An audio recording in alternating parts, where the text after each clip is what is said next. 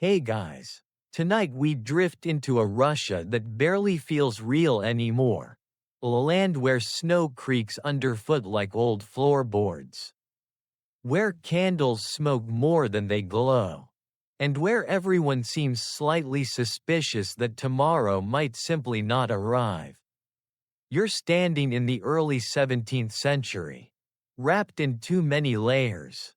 Breathing air that smells faintly of pine resin, wet fur, and political anxiety. This is not a comfortable time to be alive. Honestly, you probably wouldn't survive a week here, mostly because winter. But also because everyone keeps changing who they think should be in charge. You hear church bells in the distance. Slow and uneven, as if even the bells are tired. Russia has no clear ruler, no stable future, and no patience left. The throne has become less a seat of power and more a cursed chair no one wants to sit on for long. So, before you get comfortable, take a moment to like the video and subscribe, but only if you genuinely enjoy what I do here. And while you're at it, tell me in the comments where you're listening from and what time it is there right now. Now, dim the lights, maybe turn on a fan for that soft background hum, and let's ease into tonight's journey together. You continue standing there, because sitting in mud is rarely a good idea. And you listen to people argue about lineage, legitimacy, and divine will as if these things might magically produce food.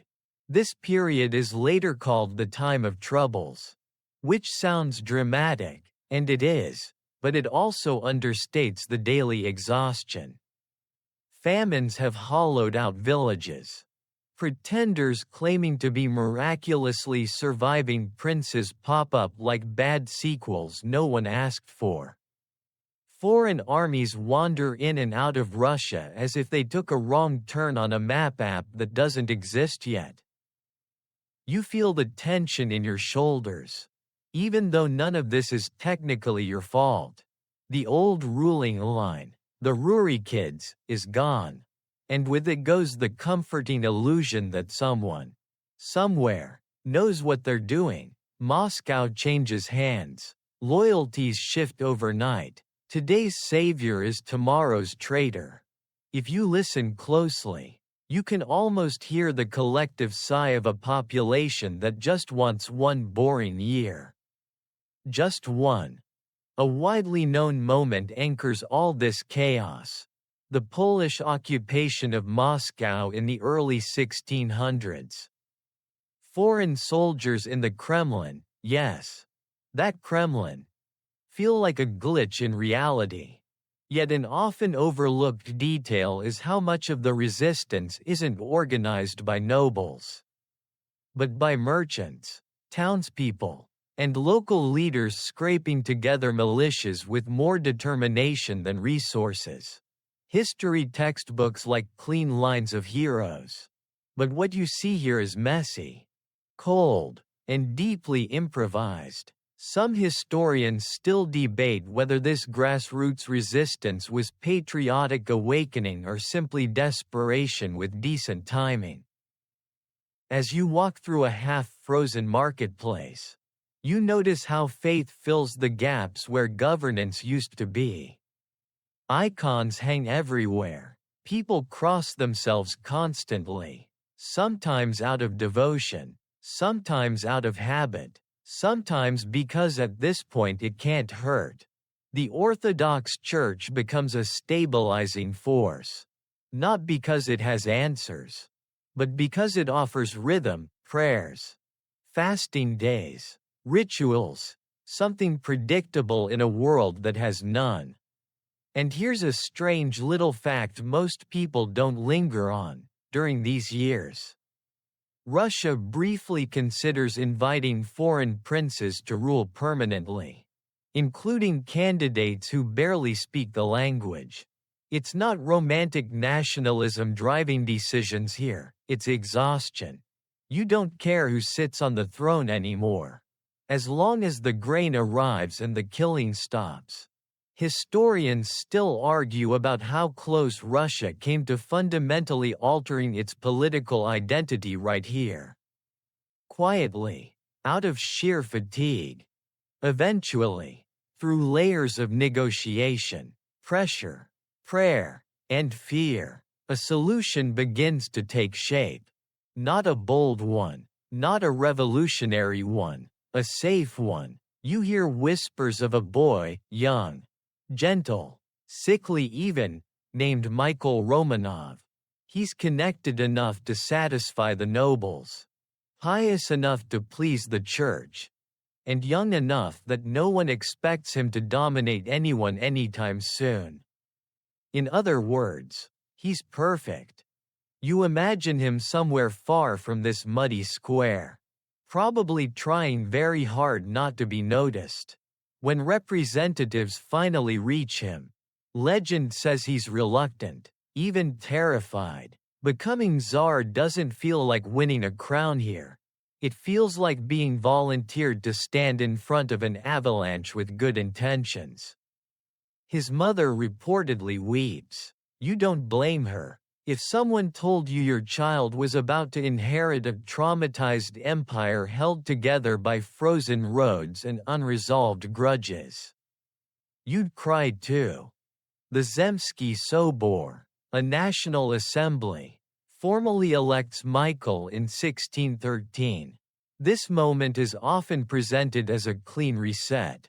But standing here with numb toes, you know better. It's a compromise stacked on compromises. The Romanov name doesn't thunder into history, it tiptoes, hoping the floorboards won't creak. There's something almost soothing about that. Though, after years of imposters and invasions, Russia chooses quiet continuity over brilliance. You sense the collective exhale. The way people straighten just a little. Not because life is good, but because it might finally stop getting worse. Some historians argue that this choice, safe over strong, shapes the entire Romanov dynasty to come. For better and worse. As night settles in, torches flicker against wooden walls, and you feel the story narrowing, focusing. The chaos hasn't vanished. Hunger still gnaws. Power still feels fragile. But a thread has been tied. Loosely. And that's enough for now. You pull your cloak tighter. Aware that this is only the beginning, that 3 centuries of splendor, cruelty, reform, and collapse are quietly lining up behind this fragile moment. You keep walking, slower now, letting the cold dull your thoughts as the bells fade again into the dark. The Romanov story has started not with triumph, but with relief, and that tells you almost everything you need to know about how it will end. You don't get a clean break from the cold. It follows you, metaphorically and otherwise, as the story drifts forward to where Michael Romanov actually is when the crown comes looking for him. You imagine expecting a quiet life, prayers, modest routines, maybe the occasional political headache, and instead receiving a message that politely explains you are now responsible for holding Russia together with thread and hope. You would check the letter twice, maybe 3 times. Michael does too, in spirit if not on paper. He is 16. That detail matters. 16 in the 17th century means technically an adult, but practically still someone who hasn't finished being afraid of the dark. You picture him pale, sheltered, raised more for survival than leadership. His family has suffered exile, suspicion, and the kind of political whiplash that teaches you one thing very well: stay unnoticed. Now the nation is asking him to do the opposite. Loudly. The election itself, this moment when the Zemsky Sobor chooses Michael, is often presented as unanimous and divinely inspired.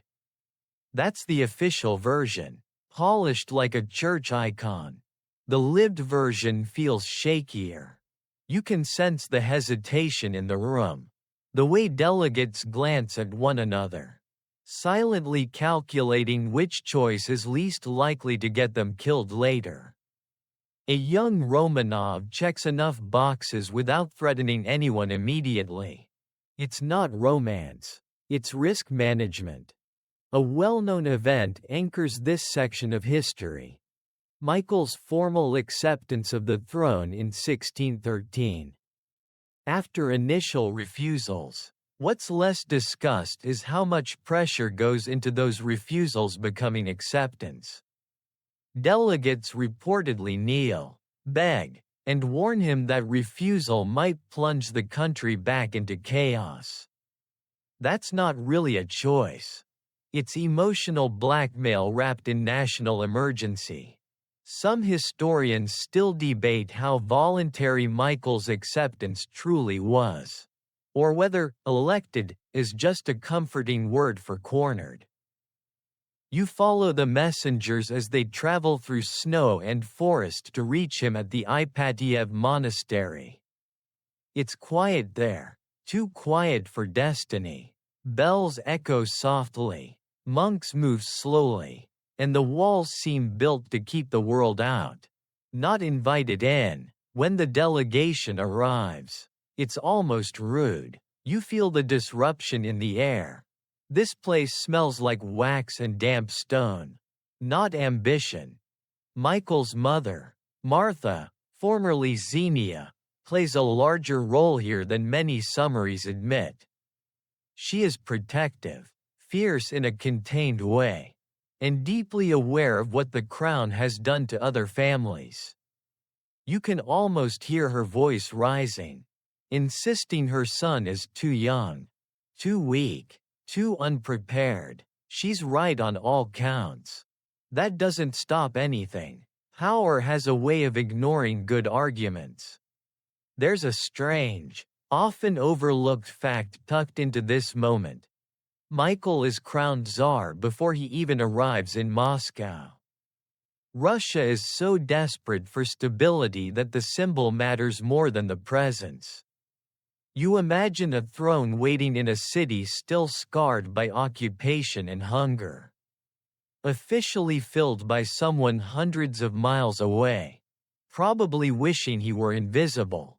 Historians still argue about whether this symbolic crowning was a masterstroke of unity or simply a sign of how fragile everything remained. When Michael finally moves toward Moscow, the journey itself feels ceremonial and cautious. This isn't a triumphal march.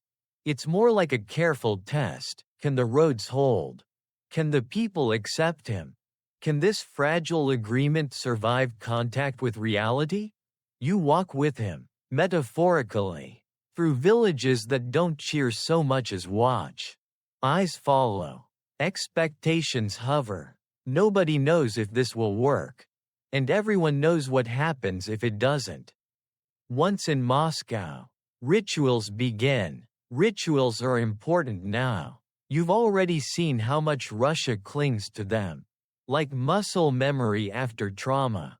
Crowns, scepters, blessings, each movement says, "This is normal. This has always been normal." Even if it hasn't, especially if it hasn't, there's comfort in repetition, and the Romanovs will lean heavily on that comfort. Michael himself remains a quiet presence. That's not a flaw yet. You sense how his gentleness becomes an asset in a country exhausted by strongmen and impostors. He listens. He delays decisions. He consults. Some later historians paint him as weak. But standing here, you feel something closer to caution. After chaos, caution feels almost revolutionary. Here's a lighter detail that rarely makes it into grand narratives. Early in his reign, Michael struggles with ceremonial protocol. occasionally needing prompts for when to stand, bow, or speak. Imagine inheriting an empire and also a very strict dress code with no instructions. It's awkward, human, and oddly grounding. Even czars can forget where to put their hands. Still, problems stack up immediately. The treasury is empty. Borders are unstable. Foreign powers watch closely, wondering if this boy will be pliable. Inside the court, factions form quickly, because of course they do. Peace doesn't erase ambition, it just gives it better lighting. Michael's reign begins less with commands and more with negotiations. And you start to see the Romanov pattern forming: survival first, glory later. Some historians argue that this early softness sets the tone for the dynasty's adaptability, allowing it to last so long. Others claim it plants the seeds of future autocracy, as later rulers overcorrect in reaction to this gentleness. Standing here, half asleep in the candlelight, you realize both can be true. History rarely chooses just one lane. As night deepens, the city quiets in that way only exhausted places do. You feel the tension ease slightly, not gone, just dulled. The Romanov crown has settled onto a young head, not with a clang, but with a careful, almost apologetic touch. For now, that's enough. You let the scene blur, knowing the dynasty has found its footing, not strong yet, but standing. You're still moving forward without any clean cut or dramatic pause, because history rarely offers those. Michael Romanov is on the throne now, technically, and you can feel how everyone around him is quietly asking the same question. What exactly does a czar do next? After inheriting a nation held together by frost and prayer? The answer, for the moment, is ritual, endless ritual. You step into halls where the air smells of incense and old wool, where every gesture is repeated not because it's meaningful, but because it's familiar. Power, in early Romanov Russia, isn't projected so much as wrapped in icons, in blessings, in processions that move slowly enough for doubt to keep up. You watch Michael sit through long services, his knees aching, his face carefully neutral. This is a widely recognized feature of his reign, the deep partnership between throne and Orthodox Church. The Tsar is presented not merely as ruler, but as God's chosen caretaker of a wounded land. It's governance by reassurance. You notice how often people bow, not just to Michael, but to symbols near him: the cross, the crown, the empty space around authority. After years of imposters, symbols feel safer than personalities. Anyone can lie. An icon at least stays still. There's comfort in that. Some historians still debate whether this religious framing genuinely stabilized Russia or merely delayed deeper reforms that could have addressed the root causes of chaos. A familiar historical event anchors this phase: the formal consolidation of Romanov authority through church councils and oaths of loyalty. You see nobles swear allegiance, hands trembling slightly, not from faith but from memory. Everyone here remembers how quickly loyalties shifted during the time of troubles. Promises now are spoken carefully, like stepping on ice you don't quite trust yet. What often gets overlooked is how performative this loyalty becomes. Nobles compete over visible devotion, donations to monasteries, public fasts, extravagant icons commissioned in their own likenesses kneeling beside saints. Faith becomes a language of politics. If you squint, it's almost modern branding. just with more gold leaf and fewer hashtags.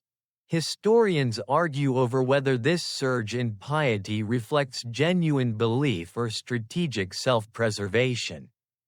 You suspect it's both, layered thick enough that no one can easily peel it apart.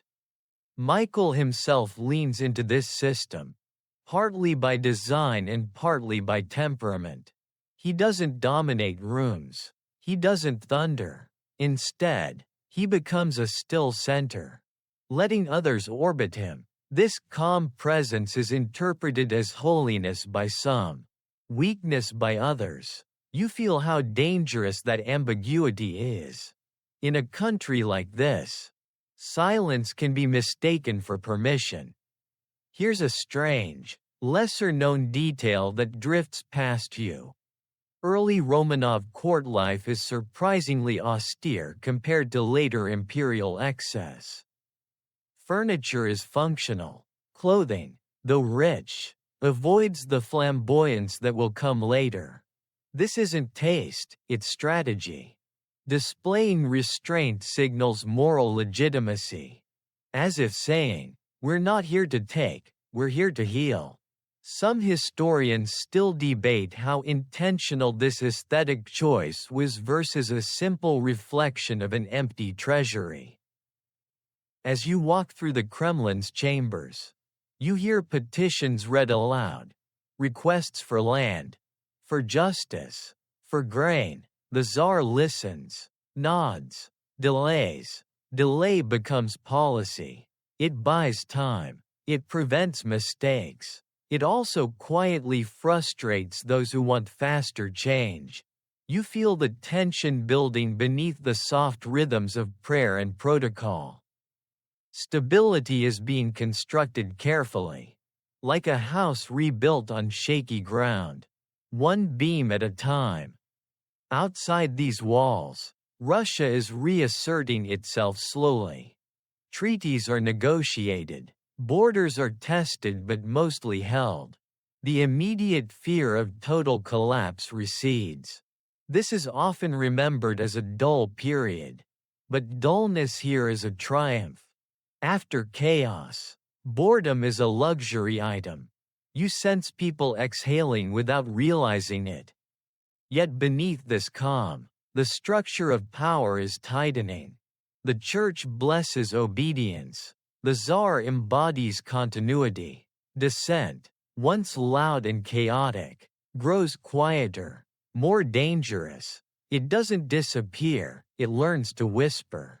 Some historians argue that this fusion of sacred and secular authority lays the groundwork for future autocracy, making later Romanov rulers harder to challenge without appearing sinful as well as treasonous. There's a faint irony you can't ignore. The dynasty that begins with compromise and caution is already learning how to make obedience feel natural.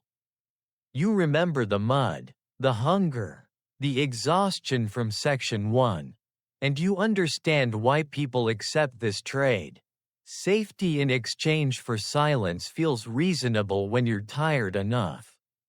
As evening falls again, candles are replaced, prayers repeated, and you feel the story settling into a rhythm, steady, slow, almost hypnotic. The Romanovs are no longer just surviving, they're shaping how survival looks. You let the sound of chanting blur into a low hum, aware that this quiet consolidation of power will echo far into the future. Long after the candles have burned down to waxy stubs and been replaced by brighter, harsher lights, the rhythm you've settled into doesn't last forever. It never does. Power that begins quietly tends to grow restless. And by the time the story drifts into the late 17th century, you feel the temperature change, not just in the air, but in attitude. You're still in Russia, still under the Romanovs, but the calm, prayer-heavy stillness of Michael's world starts to feel outdated. The country is standing at the edge of something sharp. and you can almost hear tradition creaking under its own weight. You meet Peter before he becomes Peter. At first, he's just a tall, awkward boy with too much energy and nowhere acceptable to put it. He towers over people physically and eventually politically. But right now he's restless, curious, and deeply unimpressed by how things are done. You notice how he fiddles with objects, asks too many questions, and stares a little too long at foreign visitors. This is a known turning point in Romanov history. Peter I, later called the Great, grows up watching a Russia that feels safe, but small. A well-known event pulls you forward. Peter's early exposure to Western Europeans in Moscow's foreign quarter. You walk with him through neighborhoods that smell different, less incense, more metal and beer. He watches shipbuilders, soldiers drilling in unfamiliar formations, craftsmen using tools Russia barely recognizes yet.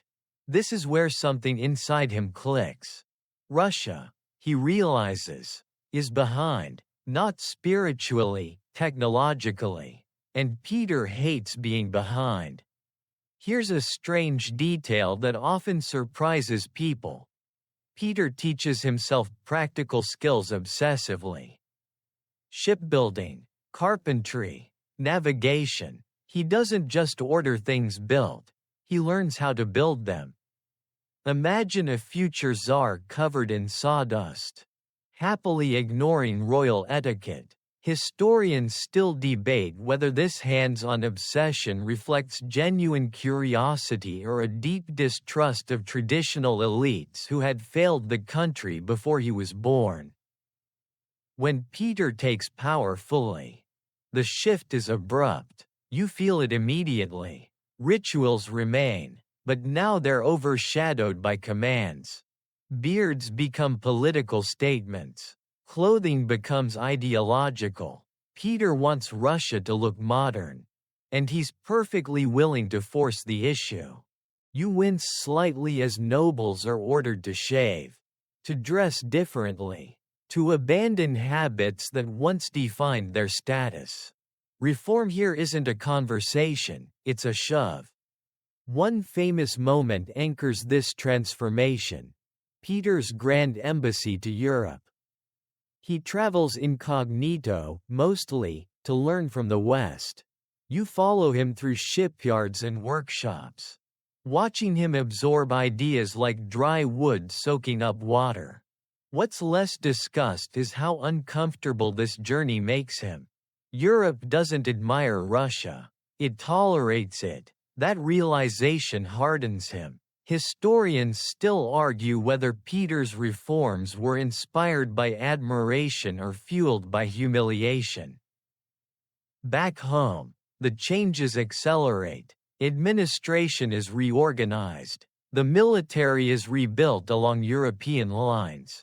Old institutions crumble, sometimes intentionally, sometimes from neglect. You feel how dizzying this must be for ordinary people. One generation ago, stability meant prayer and patience. Now it means drills, taxes, and deadlines. Peter doesn't ask if Russia is ready. He assumes readiness is optional. There's a dark humor running through this era if you listen closely. You imagine explaining to a noble that shaving his beard is now a patriotic act, or that failing to attend a Western-style ball could be interpreted as political resistance. Peter modernizes by turning daily life into policy. It's effective, it's exhausting, and it works, at least on the surface. Some historians argue that Peter saves Russia by dragging it into the modern world. Others argue he fractures its soul, creating a permanent split between state and society. Standing here, watching reforms pile up like snowdrifts, you realize both views coexist comfortably. Progress arrives, but it arrives bruising.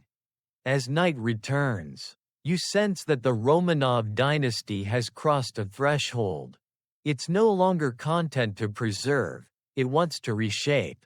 The quiet, cautious survival instinct of its founders has given way to ambition sharp enough to cut tradition clean in half. You let that realization settle as the sound of hammers and marching boots replaces chanting, carrying the story forward into a colder, louder future. You feel it before you see it, the wet cold that sinks into your boots and refuses to leave. This isn't the deep, honest freeze of inland Russia. This is something meaner, more exhausting. You're standing on swampy ground near the Baltic, where fog clings low and the wind smells of salt and rot. Peter wants a window to Europe, and you're watching him carve it out of mud, water, and human endurance. This is the birth of St. Petersburg, one of the most famous acts of Peter the Great's reign. It's often described in grand terms, a bold new capital, a masterpiece of planning, a symbol of Russia's modern future. And all of that is true. It's also, unmistakably, a construction site built on suffering. You don't need historians to tell you that. Your feet already know. Thousands of laborers are dragged here, peasants, soldiers, prisoners of war. They work with primitive tools in brutal conditions. Disease spreads easily. Food arrives late, if at all. You hear coughing everywhere, and you quickly stop asking where yesterday's workers went. This is the well-known event everyone remembers. A city rising where no city should reasonably exist. What's less discussed is how little choice most of the builders had in the matter. St. Petersburg is not invited into existence. It's compelled. Peter oversees this with relentless focus. He visits the site, issues orders, corrects designs, and pushes relentlessly forward. To him, delay equals weakness. You sense his urgency. Sweden is powerful. Europe is watching, and Russia needs proof that it belongs among them. The city itself becomes an argument made of stone and canals. Here's a strange and rarely emphasized detail. For years, stone construction is banned everywhere else in Russia. All stone must go to St. Petersburg. Imagine living in Moscow and being told you're not allowed to build properly because the Tsar needs rocks for his swamp. It's absurd. It's effective. Historians still debate whether this centralization was visionary planning or authoritarian obsession disguised as efficiency. You walk past early buildings, barely finished, already sinking slightly. Foundations struggle against waterlogged soil. Wooden structures rot quickly. Floods sweep through, erasing weeks of labor overnight. And yet, the city persists. Peter orders rebuilding again and again, as if sheer will can overpower geography. In a way, it does. There's a bitter irony humming beneath the surface. Peter wants St. Petersburg to be European, rational, orderly, but the way it's built is brutally Russian, command-driven, sacrificial, impatient with human limits. You watch people adjust to new street layouts, foreign architectural styles, unfamiliar social rules. The city is not just reshaping land, it's reshaping behavior. Some historians estimate that tens of thousands died during construction. Others argue the numbers are exaggerated by later critics. The truth, as usual, sits uncomfortably in between. Records are incomplete. Lives lost rarely come with neat paperwork. What's certain is that survival here requires luck as much as strength. You're glad you're only visiting. As St. Petersburg grows, it begins to eclipse Moscow politically. This shift is subtle at first, but you feel it in the tone of orders, the direction of attention. Power is moving north, closer to Europe, farther from the old rhythms of Russia's interior. The capital itself becomes a statement. We are no longer turning inward. At night, lanterns flicker along canals that barely exist yet. Reflections wobble on dark water. You sense how future generations will romanticize this place, forgetting, or softening, the cost. Marble palaces will rise where bones were buried without markers. Some historians still argue about how consciously Peter accepted this trade-off, or whether he saw it simply as the unavoidable price of progress. As you stand there, damp and tired, you realize something important about the Romanovs. They don't just rule Russia, they reshape it physically, even violently. To match their vision, St. Petersburg is proof. A city forced into being by ambition alone. You let the fog thicken, blurring the outlines of scaffolding in half-built facades, and allow the story to drift onward, carrying with it the echo of hammers striking stone and the quiet weight of everything left beneath it. The city you just left behind, wet, sharp-edged, stubbornly unfinished, doesn't settle into peace after Peter. Instead, it becomes a stage, and now, almost without warning, the spotlight shifts. You notice the voice of power changing pitch, softer in tone but no less dangerous. The Romanov dynasty enters an era where women rule openly, decisively, and often temporarily, yet leave permanent marks. You're surrounded by whispers now. Court politics hum constantly, like insects trapped behind silk curtains. After Peter's death, succession is unclear. That's the polite word. There's no tidy plan, no universally accepted heir with the authority to command obedience. So power does what it always does in a vacuum. It moves sideways. Through bedrooms, alliances, favors, and sudden midnight decisions. A well-known historical reality anchors this period, from 1725 to 1762.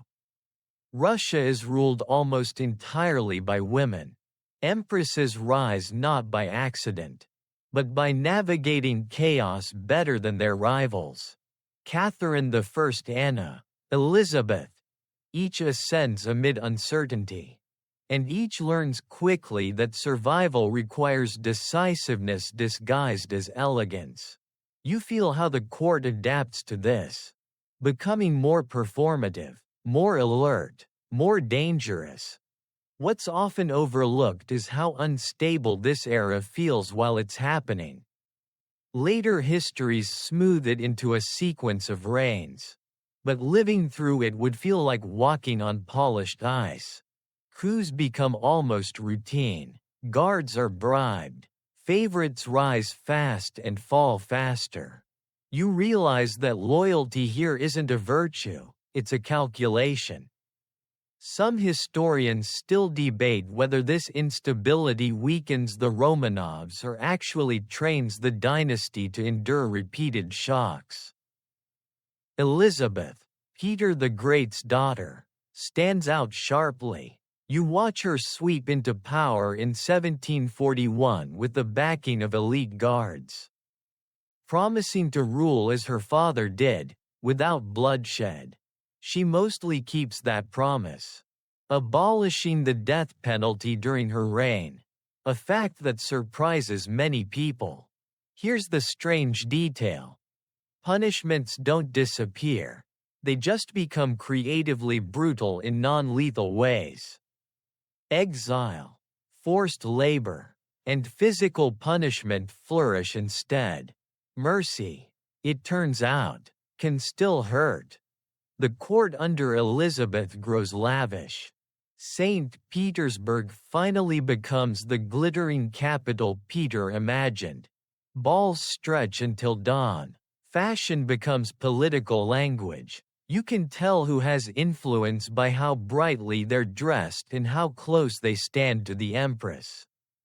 It's beautiful, exhausting, and deeply unequal. Outside the palaces, most of Russia remains rural, poor, and distant from this glittering performance. You sense a tension forming between spectacle and reality. The Romanovs are now masters of image. But image requires maintenance. Money flows into palaces while serfdom tightens its grip elsewhere. Historians still argue whether this golden court culture distracts the elite from structural problems or intentionally masks them. Either way, the distance between rulers and ruled grows quietly wider. There's dark humor tucked into this era if you listen for it.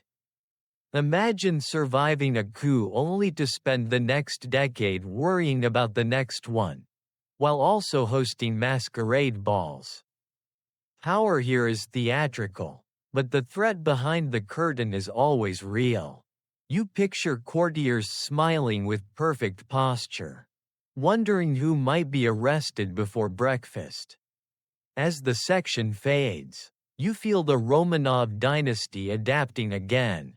When clear rules fail, performance fills the gap. Authority becomes something you wear convincingly enough that others believe it. You let the chandeliers blur into candlelight. The music soften into a distant hum. Aware that this glittering instability is preparing the ground for a ruler who will combine charm, intellect, and ambition on a scale Russia hasn't yet seen. You sense her before she fully arrives. The way a storm announces itself long before the rain starts.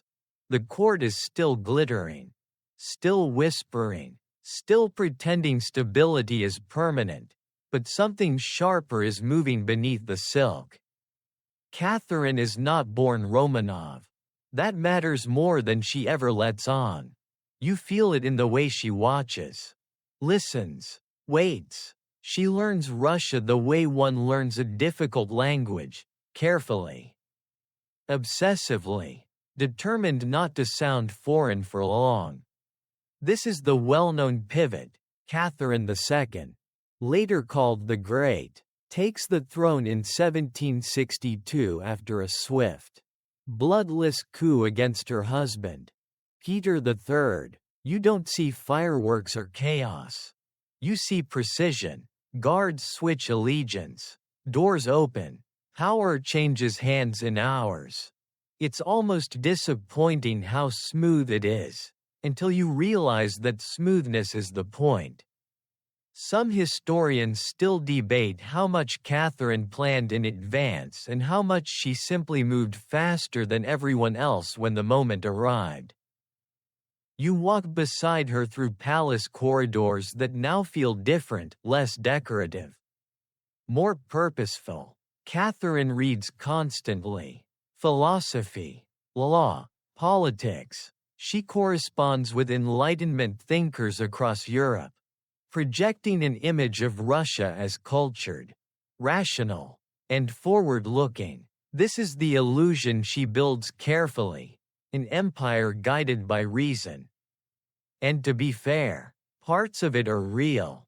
Schools expand, arts flourish, administration improves. You feel the energy of a state trying to think of itself as modern. Here's the strange detail that complicates everything. Catherine writes extensively about liberty and reform while simultaneously expanding serfdom. Millions of people are tied more tightly to land and masters even as their empress debates freedom on paper. It's a contradiction so large it almost hums.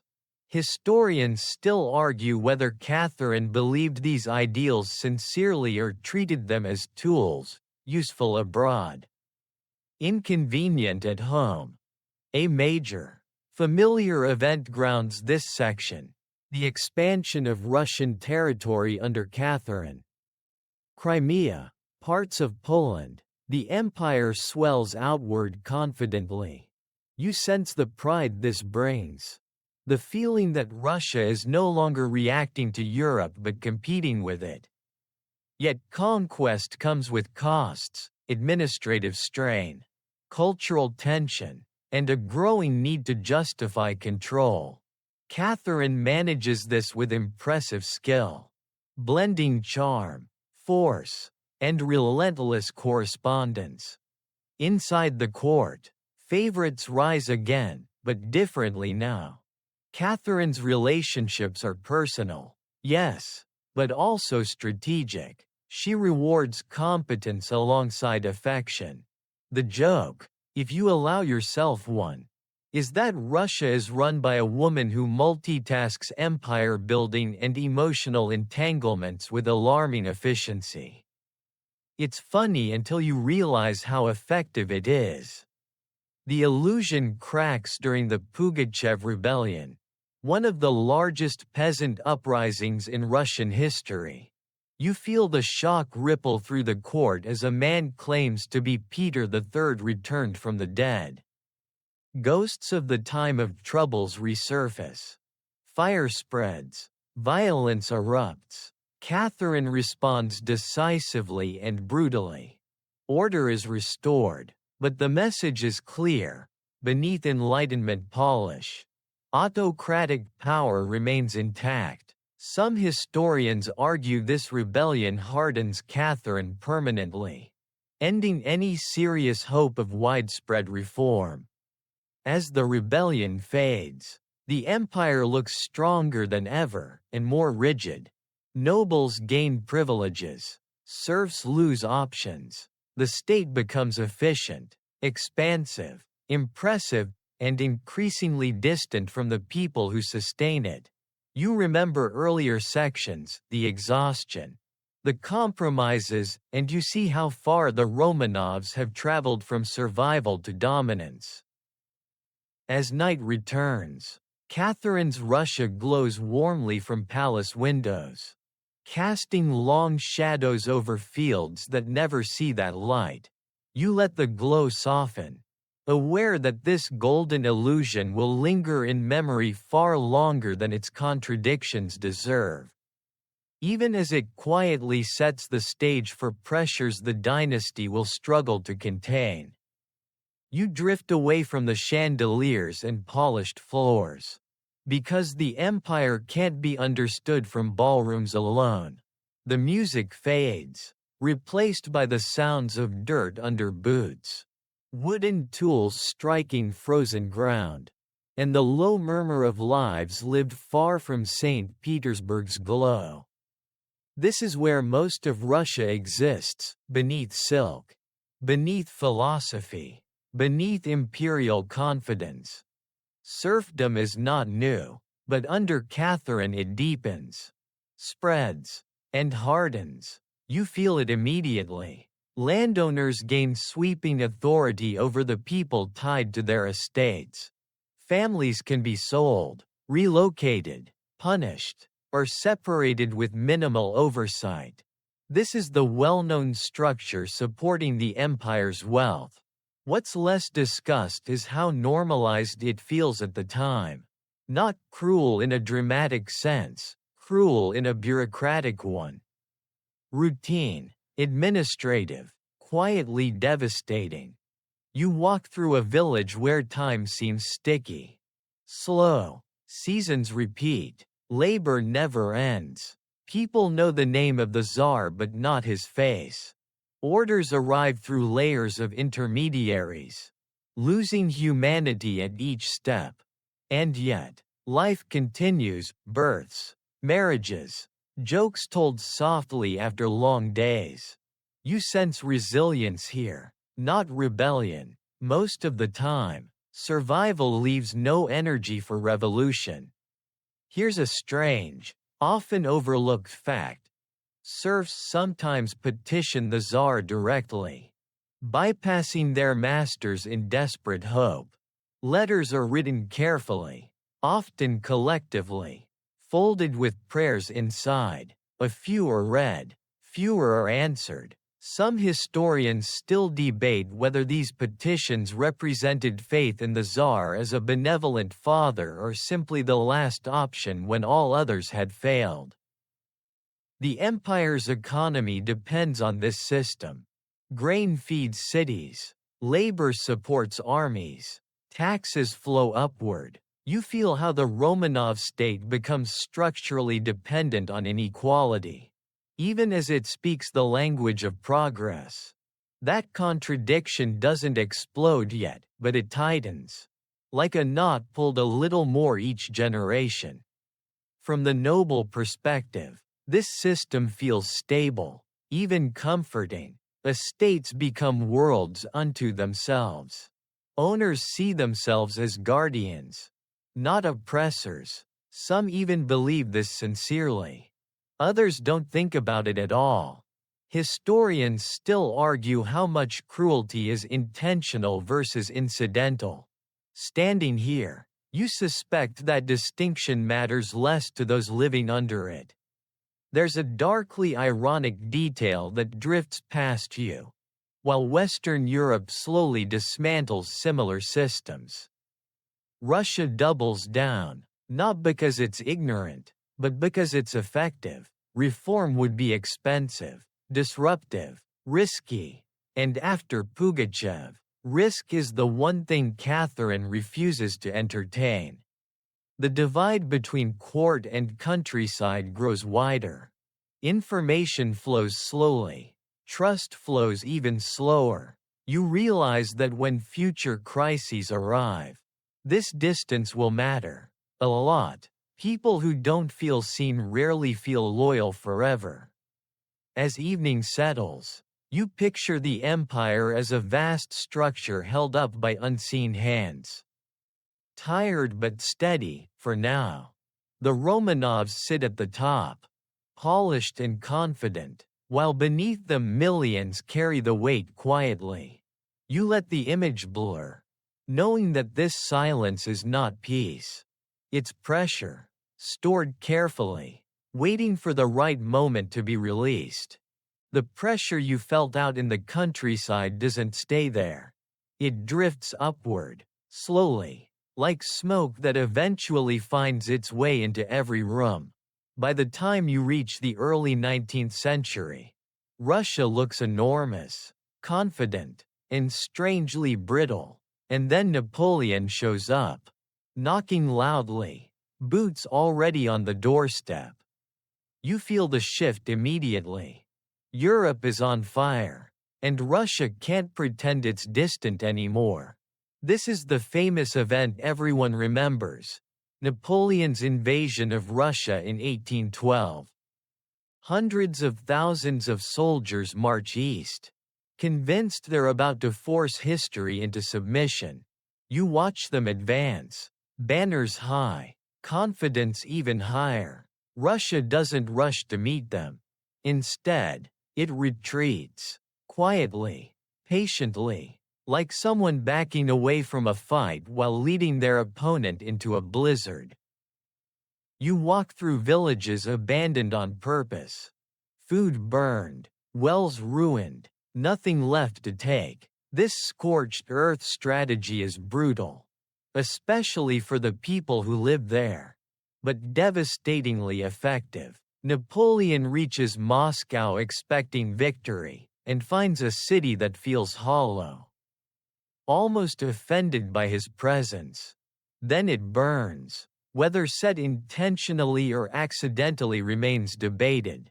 Some historians still argue over who lit the first fires, or whether the destruction was inevitable once chaos took hold. What's less discussed is how disorienting this moment feels for Russians themselves. Moscow burning isn't just a tactic, it's a psychological shock. You imagine standing there, watching sacred streets disappear in flames, wondering whether survival has gone too far. Yet the gamble works. Napoleon waits. Winter arrives. Supplies vanish. Discipline dissolves. Here's a strange detail that rarely gets attention. Russian peasants, many still serfs, sometimes attack isolated French soldiers on their own initiative, not out of loyalty to the Tsar, necessarily, but out of anger, hunger, and opportunity. War blurs moral lines quickly. Historians still debate whether this grassroots violence represents patriotism awakening or simply chaos exploiting chaos. As the Grande Armée retreats, it's no longer an army so much as a frozen memory in motion. You feel the cold closing in, relentless and personal. Russia doesn't defeat Napoleon with a single decisive battle. It exhausts him. It waits. It survives harder than he can. When the war ends, Russia emerges transformed, victorious, respected, and newly aware of its power. Russian troops march into Paris. The empire stands tall on the European stage. You sense pride swelling, dangerous pride. Because victory doesn't just end wars, it changes expectations. Officers who've seen Europe return home with ideas, constitutions, rights, limits on power. They don't shout yet. They talk quietly, among themselves. You notice the contrast. A country that saved Europe from Napoleon now struggles to imagine saving itself from stagnation. The gap between exposure and reality begins to ache. As night falls, you let the burning city fade into embers. The snow softens the edges of memory. Russia has survived the greatest conqueror of its age, but survival has once again come at a cost. And costs, as you're starting to learn, never stay paid forever. The victory still echoes when you arrive here, but it's already starting to sound hollow. Russia has marched to Paris and back, tasted Europe up close, and returned home wearing medals and questions. You feel them in the air, subtle but persistent, like a draft you can't quite seal. This is the moment when ideas begin to slip through cracks that autocracy didn't realize it had. You're standing among young officers now.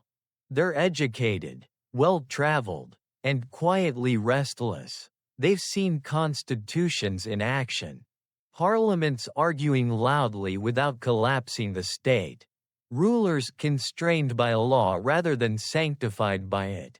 Back home, the contrast is jarring. Russia feels enormous and immovable, yet strangely outdated. The well-known event anchoring this tension is the Decembrist movement, a loose network of reform-minded officers who believe, naively, perhaps, that victory abroad might make reform at home possible. They don't meet in grand halls. They gather in apartments, over low voices and shared frustrations. You can almost hear the careful language, the coded phrases. No one wants to say, revolution, out loud. This isn't France. It's something quieter, more tentative. They imagine limiting the Tsar's power, ending serfdom, introducing a constitution. Nothing radical. They tell themselves, just reasonable. History loves to laugh at that word.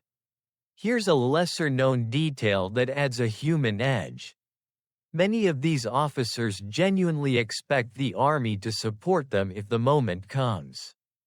They believe shared sacrifice in 1812 forged a moral bond strong enough to overcome hierarchy. Some historians still debate whether this was idealism or miscalculation. But standing here, you sense the optimism. It's almost tender. The moment arrives abruptly in December 1825. A succession crisis creates confusion, and the Decembrists decide this is their chance. You watch them gather in Senate Square. standing in the cold, waiting for momentum that never quite shows up. Orders are unclear. Support is thinner than expected. The crowd doesn't grow. The silence stretches. It's painfully awkward, like a speech that starts strong and then forgets where it's going. Nicholas I responds with force. Cannons roll forward. The rebellion collapses in hours. This is the famous image, soldiers firing on their own officers, but what lingers longer is the aftermath. Executions are limited, but exile is extensive. Siberia fills quietly with men who once believed Russia could change politely. Some historians argue Nicholas could have chosen reform here. Others believe repression was inevitable. Either way, the window closes. There's a grim irony tucked into this failure. The Decembrists lose, but their ideas don't die. They become myths. Whispered examples of conscience over caution. Nicholas tightens control, builds a police state, and insists on order above all else. Yet by doing so, he confirms the very fear the Decembrists had, that Russia is allergic to gradual change. As evening settles, you feel the chill deepen, not just from winter, but from realization. Reform has been tried softly and rejected loudly. The empire looks stable again, but the quiet now feels heavier, more suspicious. You let the square empty in your mind, footprints fading under snow, knowing that what failed here will return later, louder, angrier, and far less patient. The silence after Senate Square doesn't feel peaceful. It feels watched. You move forward into a Russia where quiet itself has become policy. Where order is maintained not by trust but by anticipation of punishment. Nicholas I sits firmly on the throne now. And you can sense how the empire exhales in one way and tightens in another. Stability returns, but it's the kind that creaks when you lean on it. Nicholas believes deeply in structure, hierarchy, obedience. After the Decembrists, these aren't preferences, they're necessities. This is the well-known shape of his reign, an iron grip over society. Enforced through censorship, surveillance, and an expanded secret police. You feel it immediately. Words are chosen carefully. Books circulate quietly. Even thoughts seem to lower their voices. Here's a detail that rarely gets much attention. Nicholas personally involves himself in censorship decisions. Sometimes reading banned works and scribbling comments in the margins. Imagine the Tsar as an overworked editor, deciding which ideas are too dangerous for daylight. Historians still debate whether this hands-on control reflects paranoia or a sincere belief that he alone understands what Russia needs. The doctrine that defines the era crystallizes into a phrase you hear repeated often: orthodoxy, autocracy, nationality. It's meant to be comforting, a moral framework promising order and identity. In practice, it becomes a ceiling. Faith is encouraged, but only in approved forms. Loyalty is praised, but never questioned. National pride is celebrated, as long as it doesn't ask for change. You walk through classrooms where curricula are simplified, carefully stripped of anything too philosophical. Universities exist, but under watchful eyes. Intellectual life doesn't vanish, it adapts. Writers learn to speak sideways. Metaphor becomes survival. You sense the birth of a uniquely Russian literary tradition shaped as much by restraint as by creativity. Some historians argue that repression ironically sharpens cultural expression. forcing depth where freedom might have allowed sprawl. Outside the cities, life grinds on much as before. Serfdom remains intact, increasingly an embarrassment abroad and a liability at home. Nicholas knows it's a problem. He also knows touching it could unravel everything else. So committees are formed, reports are written, nothing changes. Delay becomes a governing philosophy again. Just as it was under the early Romanovs, only now backed by bayonets. There's a faint, dark humor running through this period if you're paying attention. The empire that defeated Napoleon now fears pamphlets. The state that spans continents worries about whispers.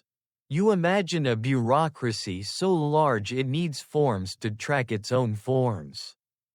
Efficient on paper, heavy in reality.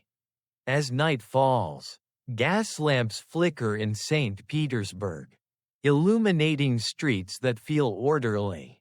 Monitored, calm, too calm. You sense how this pressure, ideas held in, reforms postponed, trust replaced by control, is not dissolving. It's condensing, and condensed things, as history keeps reminding you, tend to release their energy all at once. The pressure finally finds a seam, and it splits in a way that surprises almost everyone, including the man trying to fix it. You move forward into the reign of Alexander II, and the air feels different almost immediately. Not free, not light, but uncertain in a new way. This Tsar doesn't inherit calm confidence or triumphant pride. He inherits defeat, embarrassment, and a very public lesson in stagnation. The well-known shock that frames his reign is the Crimean War. Russia loses, not quietly, not gracefully, to a coalition that exposes just how outdated its systems have become. The army is massive but slow. The bureaucracy is thick but inefficient. Technology lags behind. You can almost feel the sting of humiliation in government corridors. Defeat, it turns out, is a powerful teacher. Alexander II absorbs that lesson. Slowly, carefully, and then, astonishingly, he acts. In 1861, he issues the Emancipation Manifesto, freeing millions of serfs. This is the famous moment, the Tsar who frees the people. Church bells ring, proclamations are read aloud. You sense hope rippling outward. Cautious but real. For the first time in generations, something fundamental has changed. But here's the strange, less celebrated truth. Freedom arrives tangled in conditions. Former serfs must redeem land through long-term payments. Village communes control movement. Land is often poor and insufficient. You feel the confusion immediately, celebration colliding with anxiety. Some historians still debate whether emancipation was a bold moral act or a necessary economic reform wrapped in idealism. Alexander doesn't stop there. Courts are reformed. Trials become public. Local self-government expands through elected councils. Universities breathe a little easier. You sense momentum building. The idea that gradual reform might actually work this time. The empire begins to feel flexible. That feeling alone is revolutionary. Yet reform creates expectations. And expectations are dangerous things. Some want more, faster. Others fear everything is slipping. Nobles resent lost authority. Peasants resent incomplete freedom. Radicals resent delay. Moderates resent noise. You realize Alexander is balancing on a narrowing beam, pushed from both sides. There's a quiet irony threading through this era. The Tsar, known as the Liberator, spends much of his reign under increasing threat. Assassination attempts multiply, security tightens, trust erodes. Historians still argue whether bolder reform could have saved him, or whether reform itself made his fate unavoidable by awakening forces he could no longer control. As night settles, you feel both promise and tension humming together. Russia has changed course, unmistakably, but the path ahead is no longer smooth or silent. The old still resists. The new no longer waits patiently. And somewhere in between, a man who tried to move history gently is learning just how little patience history tends to have. You don't step out of reform into peace. You step into shadows. The optimism that briefly warmed Alexander II's reign begins to cool. Then harden, until it feels brittle underfoot. Progress has opened doors, but behind those doors are people who no longer believe patience works. You feel it in the way conversations stop when footsteps approach, in the way hope sharpens into urgency. The well-known event anchoring this section is the wave of political violence that follows emancipation. Radical groups emerge, convinced that words and petitions have failed. They read, organize, argue, and then decide that history needs a shove. Bombs become messages. Assassinations become statements. You sense how shocking this feels to a society still steeped in ritual and hierarchy. Violence is no longer random, it's ideological. Here's a strange, often overlooked detail.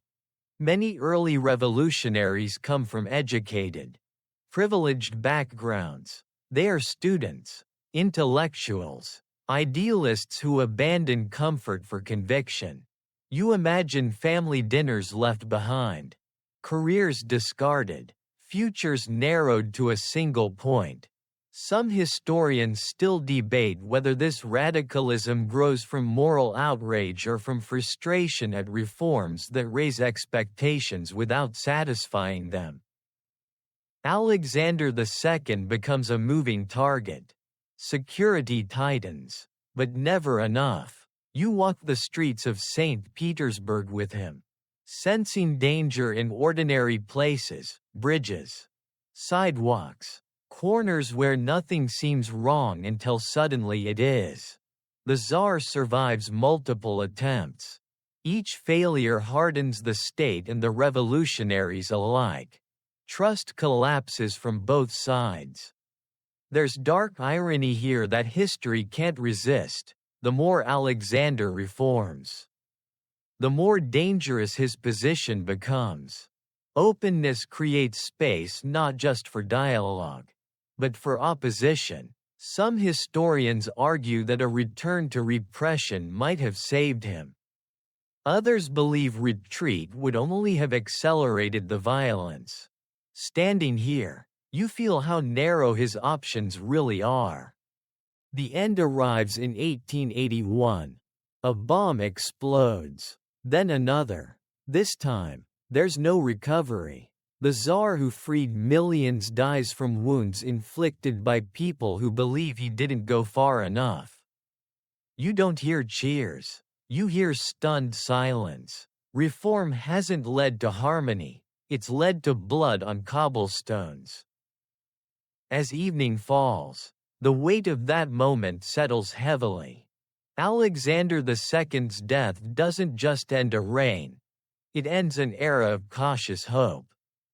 You sense doors closing again, locks sliding back into place. The lesson absorbed by the state is not subtle. Change invites danger.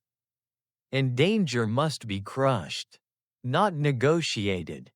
You move on with a heavy awareness that the Romanovs have crossed another threshold. The empire has learned to fear its own future, and fear, as you're starting to notice, is a very poor long-term architect. You feel the doors slam shut almost immediately after the blood is washed away. The empire inhales sharply and decides it will not be surprised again. Alexander III takes the throne. And the mood changes overnight. Where his father tried to listen, this Tsar decides to endure. Reform is no longer a promise, it's a threat to be neutralized. Alexander III is a physical presence, broad, heavy, immovable. You sense how his personality shapes policy. He distrusts ideas, especially imported ones. He trusts strength, silence, uncertainty. This is the well-known turn toward reaction. Censorship tightens. Universities are reined in. Local self-government is restricted. The message is simple. Russia will be Russian, and dissent will be lonely. Here's a lesser-known detail that lingers beneath the surface, despite his harsh policies. Alexander III genuinely believes he is protecting the people. He sees autocracy not as cruelty, but as responsibility. A father figure who knows better than unruly children.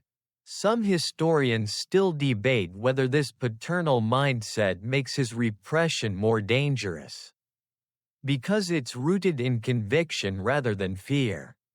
You walk through a society reorganizing itself around obedience. The secret police expand. Surveillance becomes systematic. Laws grow thicker. The press thins. Public life shrinks. And yet, strangely, Russia stabilizes. No major wars. No successful revolutions. Industry grows quietly. Railways stretch across vast distances. On the surface, it almost works. There's an irony here that hums softly if you listen for it.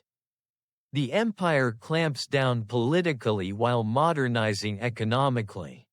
Factories rise. Cities swell. A working class forms, new, concentrated, increasingly aware of itself. Historians still argue whether Alexander's policies unintentionally create the very social forces that will later overwhelm the dynasty. Standing here, you feel the contradiction tightening. Alexander III rarely leaves Russia, famously declaring he has only two allies, the army and the navy. It sounds strong. It also sounds lonely. Diplomacy takes a back seat to self-containment. Europe watches Russia with a mix of relief and concern, relief that it's quiet, concern that it's hardening.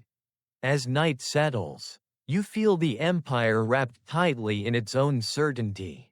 Order has been restored, but flexibility has been sacrificed.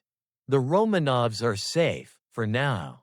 Yet beneath the heavy calm, new pressures are building in rail yards, factories, and crowded apartments. You let the silence stretch, aware that it isn't peace you're hearing. It's compression. The compression you felt doesn't release when Alexander III dies. It transfers, quietly, awkwardly, onto a man who never quite fits the weight placed on him. Nicholas II steps into power without ceremony sharp enough to announce change. And you sense it immediately. This Tsar is gentle in a world that has learned to respect force. He wants harmony. History wants speed. Nicholas is young, dutiful, and deeply convinced that autocracy is sacred, not because he enjoys power, but because he believes he has no right to give it up. That belief becomes the anchor of his reign and its limit.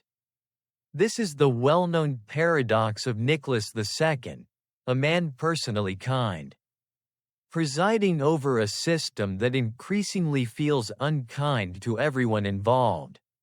You watch him attend meetings, listening carefully, speaking softly, delaying decisions. He trusts advisors who confirm his instincts and avoids those who complicate them. It's not stupidity. It's caution bordering on avoidance. Some historians still debate whether Nicholas lacked ability or simply lacked the temperament required for a rapidly industrializing empire. Standing here, you feel how mismatch can be as dangerous as malice. Industrialization accelerates, cities swell, workers crowd into factories with long hours, low pay, and little protection. You hear the rhythm of machines replacing the slower cadence of rural life. With concentration comes awareness, and with awareness comes unrest. Strikes ripple outward, petitions circulate, the state responds inconsistently, sometimes with promises, sometimes with force. Predictability vanishes. Here's a strange, telling detail. Nicholas keeps a meticulous diary, often focusing more on weather, walks, and family dinners than political crises unfolding around him. It's not indifference, it's compartmentalization. Some historians argue this habit reveals emotional retreat under pressure. Others see it as the last refuge of a man trying to preserve normalcy while the ground shifts beneath him. Internationally, Nicholas dreams of peace and prestige at the same time. He sponsors peace conferences while pursuing imperial ambitions. The contradiction doesn't resolve, it collides. You feel the empire drifting toward conflict without quite admitting it's steering there. As evening settles, you sense unease replacing compression. The system is still intact, but its responses are slower than the world now demands. Nicholas II wants to be loved, wants to be right, wants to be left alone, and history, inconveniently, refuses all three. The unease sharpens into hunger. And hunger has a way of speaking louder than loyalty ever could. You step into a Russia at war, not just abroad, but within itself. The empire is stretched thin now, pulled by ambition, fear, and miscalculation all at once. Nicholas II believes a short, victorious war might steady the ship. History, once again, disagrees. The well-known event anchoring this moment is the Russo-Japanese War. Russia expects an easy win against a rising power it underestimates. Instead, defeat arrives quickly and publicly. Ships sink, armies falter, news travels faster than excuses.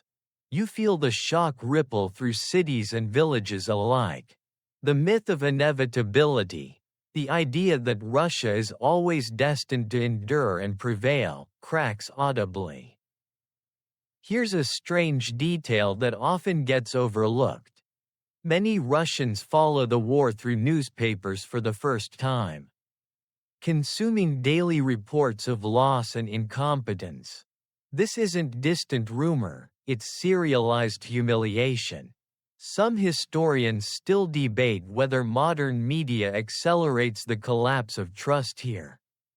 But standing among the readers, you sense how visibility changes everything. Failure is no longer abstract. At home, pressure explodes into action. Workers strike, students march, petitions swell. The empire reaches a breaking point on a cold January day in 1905. You walk with a peaceful procession toward the Winter Palace, icons held high. Prayers whispered, hope still intact. Then shots ring out. Bloody Sunday. The illusion of a benevolent czar shatters in an instant. You don't need statistics to feel it. The sound alone is enough. The revolution that follows isn't one single event. It's a cascade. Mutinies, protests, councils forming spontaneously. The state reels, Unsure where to push and where to yield, Nicholas responds with the October Manifesto, promising civil liberties and an elected assembly. It's a concession born of fear, not conviction. Some historians still argue whether this moment could have saved the monarchy if followed through fully. But follow-through is inconsistent. The Duma exists, but its power is limited. Laws are rewritten, expectations clash with reality, reform feels temporary, trust does not regenerate on command. You sense disappointment hardening into cynicism, a far more dangerous material. As night falls, you feel the empire wobbling, not yet fallen but visibly unstable. The Romanovs have survived another crisis, but at a cost they don't fully grasp. The people have learned something irreversible: pressure works. And once that lesson is learned, it's rarely forgotten. You feel the wobble turn inward now, curling back toward the heart of the palace itself.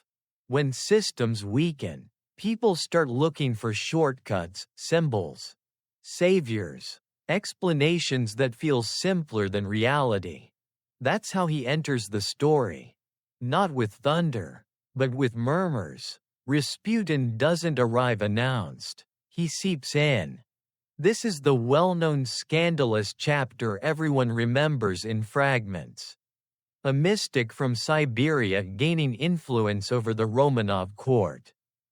You picture Rasputin as he's often portrayed, wild-eyed, unwashed, unsettling, but the truth is quieter and therefore more dangerous. He listens well, he speaks calmly, and most importantly, he seems to help the Tsarevich. Alexei, the heir, suffers from hemophilia, though the word is barely understood at the time. You feel the constant fear surrounding him, the way every fall could be fatal. Every bruise a crisis. The Empress, Alexandra, lives in a state of permanent dread. When Rasputin appears to ease the boy's suffering, even temporarily, logic becomes optional. Hope takes over. Here's the strange detail many miss. Rasputin's apparent success may come from telling doctors to stop interfering. No treatments, no stress, just rest. Whether coincidence or intuition, the results feel miraculous. Some historians still debate whether Rasputin had any healing ability at all, or whether timing and psychology did the work for him. In the palace, the distinction stops mattering. Influence follows access. Rasputin doesn't hold office, but recommendations begin to flow through him. Appointments shift, rumors spread, the court grows toxic with suspicion. You sense how damaging this is, not because Rasputin controls the empire, but because people believe he might. Trust erodes further, and perception becomes reality. Outside the palace, the story curdles. Newspapers, already restless, turn him into a symbol of decay. The monarchy begins to look ridiculous, even obscene, guided by superstition while the country bleeds. Some historians argue that Rasputin becomes a scapegoat for deeper failures. Others believe his presence genuinely accelerates the dynasty's collapse. Standing here, you feel how both can be true at once. The end is violent and theatrical. Conspirators invite Rasputin in, poison him unsuccessfully, shoot him, beat him, and finally throw him into a river. The story grows with each retelling. You notice how quickly myth replaces fact. His death is meant to save the monarchy. It does nothing of the sort. As night settles, you sense a chilling realization taking hold. If the Romanovs cannot protect their own dignity, how can they protect an empire? Rasputin is gone, But the damage lingers, quiet, irreversible. The palace feels emptier now. Not safer. And somewhere beyond its walls, forces are gathering that will not be distracted by mystics or miracles anymore. The forces you felt gathering don't wait for permission. They arrive on schedule, carried by empty stomachs, frozen streets, and a war that has gone on far too long. You step into Petrograd in early 1917, and the city feels brittle, like glass tapped too many times. Bread lines stretch longer than patience. Trams stop running. Factories slow, then halt. The empire is still standing, but only because no one has pushed it hard enough yet. This is the well-known turning point, the February Revolution. It doesn't begin with speeches or manifestos. It begins with women demanding bread. You walk beside them, hearing voices crack in the cold air. Strikes spread. Crowds grow. Soldiers are ordered to restore order and hesitate. Then they refuse. Then they switch sides. The sound you notice most isn't gunfire, it's relief. Sharp and disorienting. Some historians still debate whether this collapse was spontaneous or long inevitable. But standing here, it feels like a structure finally giving in to gravity. Nicholas II is away at the front when it happens. Messages arrive late, confused, contradictory. You sense the delay compounding everything. By the time he understands the scale, it's already too large for personal authority to contain. Advisors urge force. Others urge compromise. The army no longer guarantees obedience. You watch Nicholas write, hesitate, rewrite, history compressing into hours he cannot stretch. The abdication comes quietly. No grand ceremony. No dramatic refusal. Just a signature that ends 3 centuries of Romanov rule. You feel how anticlimactic it is. And how fitting. Power slips away not with a scream, but with paperwork. Some historians argue that abdication was the only humane choice left. Others believe it seals the dynasty's fate unnecessarily. Either way, the crown is gone. What follows is confusion masquerading as hope. A provisional government forms, promising reform and freedom. Soviets, workers' councils, organize alongside it. Dual power fills the vacuum. You sense optimism flicker, then struggle to hold. Russia has overthrown autocracy, but hasn't decided what replaces it. The war drags on. Food remains scarce. Authority fragments. Here's a strange, human detail often lost in summaries. The former Tsar and his family wake up the next day still expecting routine. Tea is served, walks are taken, titles are dropped, but habits linger. Some historians still debate how fully Nicholas grasped that the world had ended for him personally. Standing here, you feel the numbness, a mind protecting itself by clinging to normalcy. As evening falls, Petrograd hums with speeches and uncertainty. The Romanovs are no longer rulers, they are symbols without power. Carried forward by momentum they no longer control. You let the city blur into shadow. Aware that revolutions rarely end where they begin, and that the quiet after abdication is not peace. It's a pause before something much darker decides to speak. The pause doesn't last. It never does. You move forward into a strange, suspended time where the Romanovs are alive but no longer living in history's main room. Power has shifted elsewhere, loudly and messily, while the former imperial family drifts from place to place like luggage nobody is quite sure what to do with. At first, the confinement feels almost gentle. House arrest, guards who are polite enough, rules that sound temporary. You walk with the family through familiar routines, less formal now, but still structured. Breakfasts, lessons for the children, quiet walks when allowed. Nicholas chops wood, partly for usefulness, partly because doing something with your hands helps keep panic from settling too deeply. This is the well-known phase of captivity that often surprises people by how ordinary it looks. Here's a lesser-known detail that lingers quietly. The Romanov children continue keeping diaries. Sketching, joking with one another. They adapt faster than the adults. There's something painfully human in that. Some historians still debate whether this normalcy reflects denial or resilience.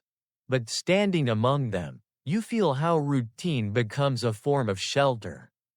The political world outside, however, is hardening fast. The provisional government falters. The Bolsheviks seize power in October. Words like trial, exchange, and safety float around, but none settle into promises. The family is moved east, farther from potential rescue, closer to anonymity. You sense the tightening net, not dramatic, just methodical. Into Balsh, then later Yekaterinburg. Conditions worsen, guards change, rules tighten, windows are painted over, conversations are monitored, the air grows heavier, not with cruelty exactly, but with indifference. That's often worse. Some historians argue that no single order seals the family's fate, that it emerges instead from chaos, fear, and local decision-making under pressure. There's a strange irony threading through these months. The Romanovs, once distant symbols of power, now rely entirely on the moods of minor officials. Authority has inverted completely. The family waits for news, for decisions, for clarity that never quite arrives. You feel how exhausting waiting becomes when it replaces agency. Nicholas writes letters that may never be sent. Alexandra clings to faith, repeating prayers that once filled cathedrals and now echo off plain walls. The children grow quieter, laughter thins, yet even now, no one speaks openly of death. The idea remains abstract, unsayable, as if naming it might summon it. As night settles, you sense history narrowing again, funneling toward a point it has already chosen. The Romanovs are still alive, still together, but no longer protected by title, tradition, or usefulness. You let the scene dim, aware that this waiting is not a reprieve. It is the final stretch of silence before an ending that history itself still argues over. Even as it approaches, the silence tightens until it feels deliberate. You arrive at the end not with ceremony, but with a narrowing of space, smaller rooms, shorter conversations, fewer reasons given. Yekaterinburg at night is restless, and the house where the Romanovs are held seems to absorb that tension into its walls. Windows are whitewashed. Doors are checked twice. History has stopped pretending this is temporary. This is the moment everyone knows is coming, even if no one inside the house is allowed to know it yet. Orders move downward through layers of authority, stripped of hesitation as they go.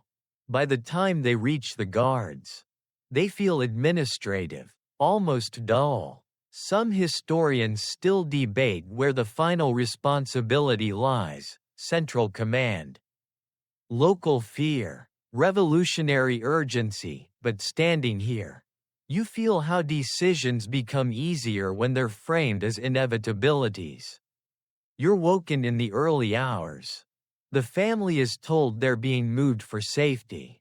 It's a lie that doesn't bother dressing itself up. You watch them gather slowly, chairs scraped, shoes pulled on, confusion blinking into wakefulness. Nicholas carries Alexei.